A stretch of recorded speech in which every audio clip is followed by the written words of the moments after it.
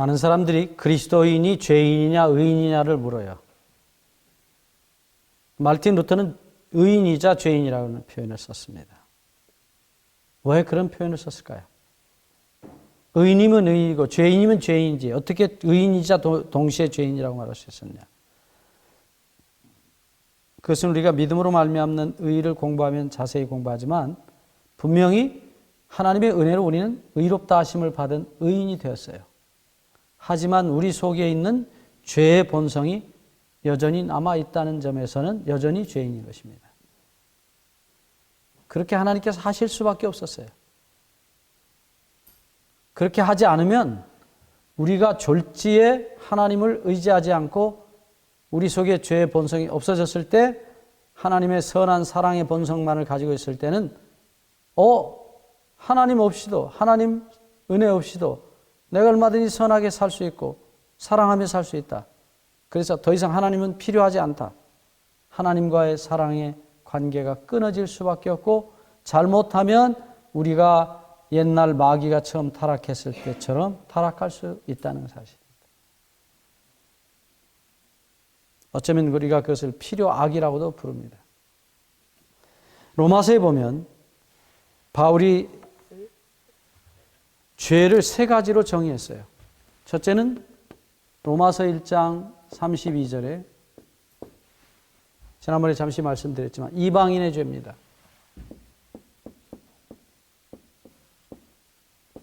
이방인은 불법을 법이라고 말하는 죄를 범하는 자들이에요.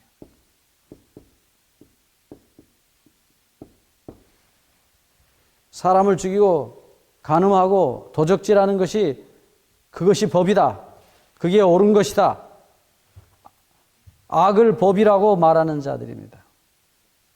세상에 얼마든지 있을 수 있어요. 이것을 이제 다른 말로 하면은 이제 불법이라고도 표현할 수 있지만 법 자체를 없애버려서 무법이라고도 흔히 부릅니다. 법이 없는 사람들이에요. 물론 하나님의 법입니다. 두 번째, 이 두 번째 죄는 어쩌면 오늘 우리 그리스도인이라는 소위 신앙을 한다는 우리들도 이런 죄를 범하고 있는지 몰라요. 그것은 바울이 로마서 2장에서 말한 유대인들의 죄입니다. 유대인들의 죄는 무엇이냐? 로마서 2장 23절부터 25절에 보시면 거기 바울이 말한 그대로입니다. 많은 유대인들이 그들이 율법을 가지고 하나님을 욕되게 하는 사람들입니다. 로마서 2장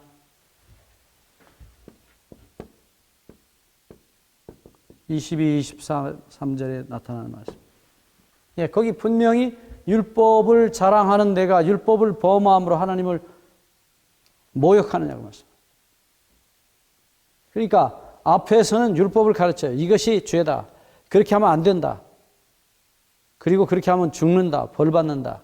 온갖 소리를 다 하고 뒤에 가서는 자기가 그 똑같은 짓을, 그보다 더한 짓을 하는 것입니다.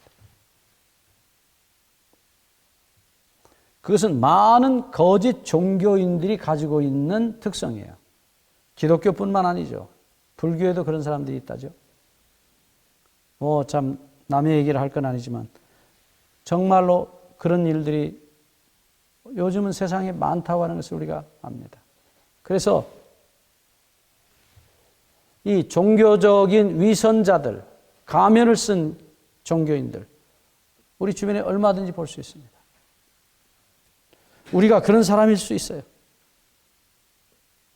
그래서 일반적으로 이 두 종류의 이방인과 유대인의 죄, 이것은 세상의 모든 사람들이 가지고 있는 죄예요. 둘 중에 하나입니다.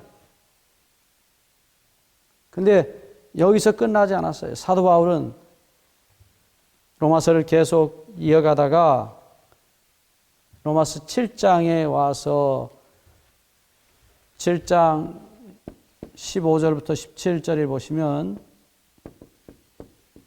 거기에 그리스도인의 죄를 언급하고 있습니다. 그리스도인의 죄.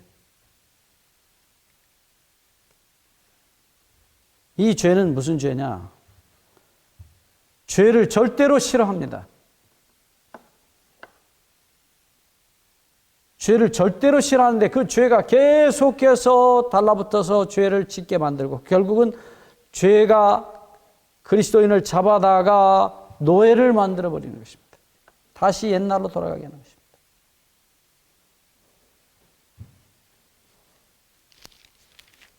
제가 늘 웃는 소리로 그런 얘기를 합니다. 저는 모기하고 진즉 결별했거든요. 그런데 그 모기가 저를 너무 좋아해서 다른 사람은 안 무는데 저만 와서 계속 물어요.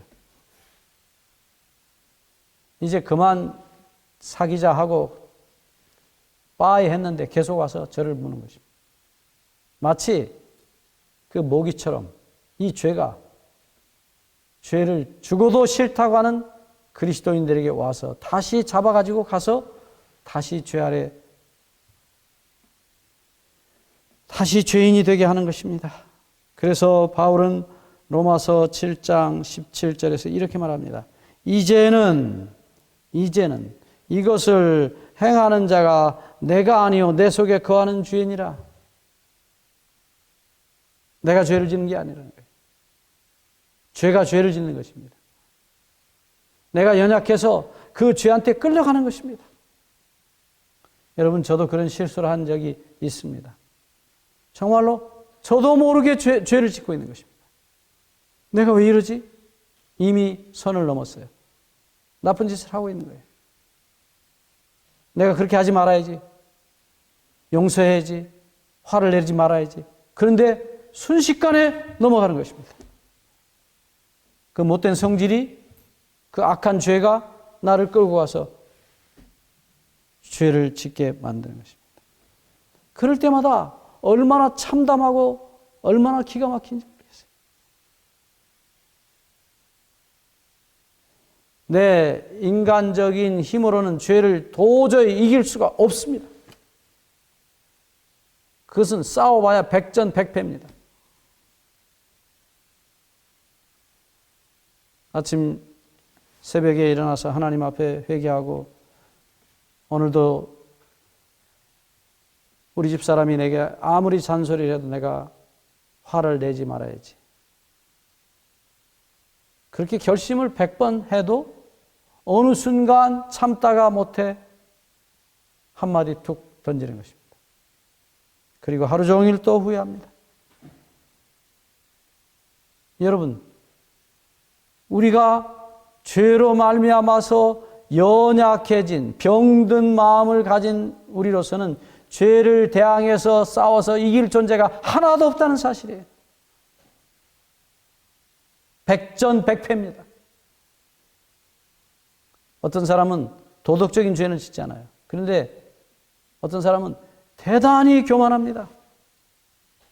그런데 그 교만한 사람은 절대로 자기가 교만하다고 생각하지 않고 자기 허리를 굽히지 않습니다. 잘못을 인정하지 않습니다. 저도 그런 사람이에요.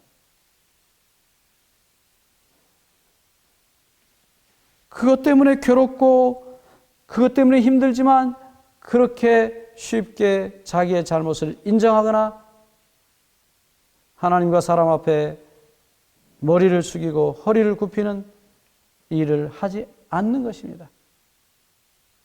그게 오늘 우리의 죄예요. 그래서 사도 바울이 말하기를 로마서 7장 23절에 내 지체 속에서 한 다른 법이 내 마음의 법과 싸워 내 지체 속에 있는 죄의 법 아래로 나를 사로잡아 오는 것을 보는도다. 이길 수가 없어요. 여러분, 우리가 우리 죄를 스스로 이길 수 있다면 예수님을 굳이 믿을 필요가 없을 겁니다. 우리는 24시간 죄인이에요. 24시간 연약한 사람이에요. 그래서 죄를 못 이깁니다. 못 이기기 때문에 끊임없이 죄와의 싸움에서 내 자신의 스스로의 힘으로는 절대 죄를 정복할 수 없는 심히 연약한 죄인들이에요. 그래서 여기 사도 바울이 통곡을 하면서 로마서 7장 24절에서 오호라 나는 곤고한 사람이로다. 이 사망의 몸에서 누가 나를 건져내 줄 것이냐.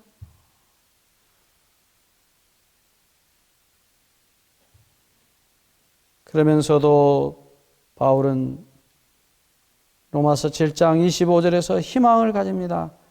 우리 주 예수 그리스도로 말미암아 하나님께 감사하리로다. 그런즉 내 자신이 마음으로는 하나님의 법을 육신으로는 죄의 법을 섬기노라. 어찌할 수 없는 내 이 속절없는 연약한 죄의 모습. 그리고 8장 1절의 결론을 다시 한번 확인합니다. 그러므로 죄인이기 때문에, 어쩔 수 없는 죄인이기 때문에 이제 그리스도 예수 안에 있는 자에게는 결코 정죄함이 없나니. 죄인이 아니면 이런 얘기 할 필요가 없어요. 뭐 정죄받는다, 의롭다 그런 말을 할 필요가 없어요. 죄인이 아니면 항상 의인이기 때문에 죄 때문에 걱정할 아무 이유가 없어요. 여기 8장 1절 그러므로라는 말은 대단히 중요한 말이에요.